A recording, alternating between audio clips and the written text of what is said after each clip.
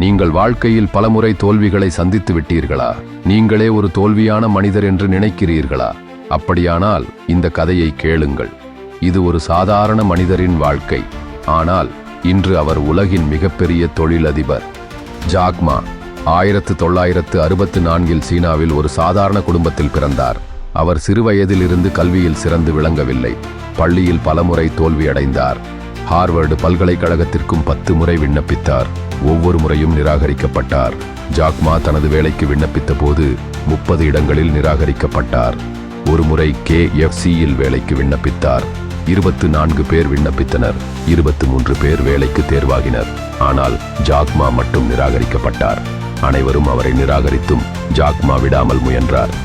இணையதளத்தின் சக்தியை உணர்ந்து 1999 அலிபாபா நிறுவனத்தை ஆரம்பித்தார். அவருடைய நண்பர்கள் சேர்ந்து $60,000 முதலீடு செய்தார்கள். ஆனால் பலர் சந்தேகித்தார்கள். இன்று அலிபாபா உலகின் மிகப்பெரிய ஆன்லைன் வணிக நிறுவனமாக வளர்ந்துள்ளது. ஜாக் மா சாமானியமான ஒரு மனிதர்.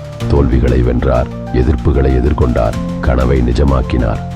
என் அருமை நண்பா, இந்த கதையில் இருந்து நீங்கள் தெரிந்து கொள்ள வேண்டியது, நீங்கள் ஒரு முறை தோல்வியடைந்தால் அதை ஒரு முடிவாக நினைக்காதீர்கள்.